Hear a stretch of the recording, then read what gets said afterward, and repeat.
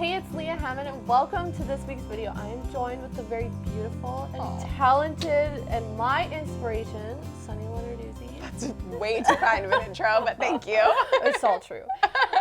So basically, my whole channel revolves around mental health and why it's important to be mentally healthy. But first, I get asked this question a lot. I think you should tell everybody how we met, because nobody ever believes me. Oh, yeah. Well, I mean, I feel like you're better at telling the story, but because I was kind of oblivious to the backstory, I guess, of how we met. But it was through one of my YouTube videos. You found my video on how to be comfortable on camera. Yeah. And then Leah sent me a message on Facebook, and it was for a project for school, wasn't it? You know, it was for a grant. Yes, a single for a mom grant. Yeah. Yes, and so then I think I wrote like a recommendation, basically. Well, it was like telling the government basically why the industry is still growing. Yeah. Yeah, and why you obviously need to be a part of it. Yeah. So yeah, it's kind of weird how you two brought us together, but I swear it's not that weird anymore, because I feel like a lot of people in my life have come into my life because of YouTube, weirdly enough. So, and I'm very grateful. Speaking of inspiration, I'm sure you're an inspiration to a lot of people, which I know is kind of weird for you to think about. Super weird. But like, how do you stay positive? And like, because you're in front of so many people, and if you know, I find for me, like, if I talk about negative things, I feel like I'm kind of like a negative Nancy. But like, how do you deal with a bad day and being in front of so many people? I started doing something almost 3 years ago now, actually when I was going through a really hard time in my life, and one of my mentors and friends basically said, like, do you ever think about what you're grateful for on a day-to-day basis?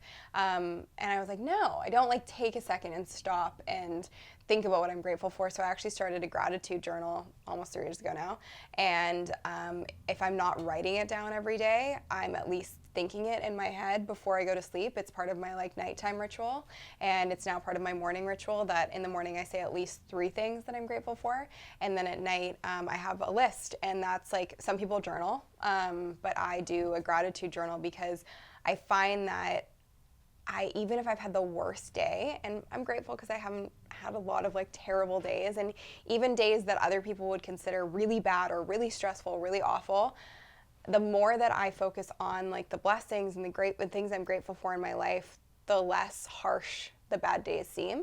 So my best way of dealing with it is seeing the positive in every situation, because I truly believe that anything bad comes with some sort of a positive, whether it's immediate or down the road. And then also doing a journal every day about gratitude really helps me stay balanced and positive. I feel like if you did have a bad day and someone pissed you off, you'd be really fucking pissed. Like, I just feel like you wouldn't be someone you want to mess with. I think, I don't know if I'm someone you wouldn't want to mess with, but like, I think I definitely, I've learned a lot about boundaries, and I've learned a lot about speaking up, which might sound weird to people because I am very vocal, and I feel like people think I'm so out there, but ironically I'm not. I don't put a lot of my personal life out there. I'm quite private about that side of things, and I like to keep it private because it is so special to me. Right. But yeah, I mean, I think I know my boundaries with people, and I know what doesn't make me feel good, and I think that's really what I focus on every day, whether it's like with people or a project or anything else. If it doesn't feel good in my gut, then I'm probably not going to do it, or I'm at least going to make an adjustment or pivot it. And if someone does piss me off, I find that the best thing for me to do is either just like cut it off and be like, okay, peace, we're done. Or I just have to have a really honest conversation with them, and just say, like, you know, this is not going to work, and you're either going to need to make some adjustments, or we're not going to move forward. So yeah, I guess that's how I deal with it, but it's also kind of on a case-by-case basis. And when I'm really pissed, which doesn't happen very often, the best thing I do for myself is quiet time and self-care, and doing things that make me happy. And one of the big things for me is fitness. I work out every day, and that really does make such a difference. And just on a chemical level, like, it increases your endorphins, and it mentally makes you feel better and more clear. And if I go a day without doing it, I definitely can notice a bit of a difference difference in my mental space. Do you think you've always been like mentally healthy? Like, do you think you had like such a good upbringing that you've just always had like a positive outlook on things? I think I've always had a positive outlook on things for sure. That's part of the reason that my name is Sunny. Yeah. Which I love. How can you not be happy with that name? Thank you. I know, it's kind of like I was forced into just being like a pretty positive human being, which is a great thing. But yeah, I came out smiling, and I was born on a really sunny day, so my parents were like, her name's Sunny. Yeah, so, but I feel like yes and no, that I've like always been really positive, because I think the older you get and the more life experience you have, the more you understand that it's all about perspective. And like I've experienced a lot of like death in my life, and I think what keeps me pretty balanced and pretty positive at this point in my life is that unless somebody is dying, it's not that big of a deal.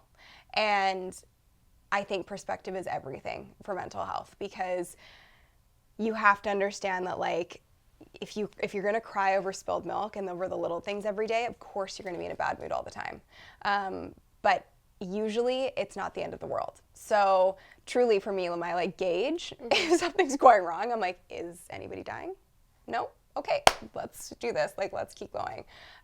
So I've definitely learned that more so as I've gotten older, but my parents were great role models. I grew up in a family that was like very ambitious and positive and so supportive, which I'm so grateful for, and really encouraged me to do what I want. And crazy enough, well, not crazy enough, because I think this is awesome the more I think about it. After my grandpa passed away a few years ago, it was a pretty big jolt for our family, and we hired a meditation coach as a family. And so at Sunday family dinners, we would do meditation classes. That's amazing. Yeah. So I am very lucky with the family that I have, because honestly, meditation is something that changed my life as well. And it also keeps you very aware of like being in the present moment and not worrying, because worrying is usually about things that are out of your control. Yeah. So I try to just focus on like what I can do and what I have in my control day to day, and anything outside of that, whatever will be, will be. So yeah, I do my best, and I'm not like, I wouldn't say like I'm like perfect by any means, nobody is, but those are the ththings that keep it in perspective for me. Have you ever known anybody or like experienced mental illness, or like you have, and how did you deal with that? Well, to be perfectly honest, I'm not a doctor or anything like that, but I feel like every person in the world struggles with something. Amen, and sister. Like whether it's more heightened at certain times versus other times, everyone struggles with stuff. And you know, I grew up in a household where I was surrounded by a lot of people in professional sports. Yeah. And like, I always say my dad is like an anomaly, because but I honestly think like my dad is the most positive person you'll ever meet in your life. Like he is the reason. Yeah, he's incredible. He's the cutest, most wonderful human being, as is my mom.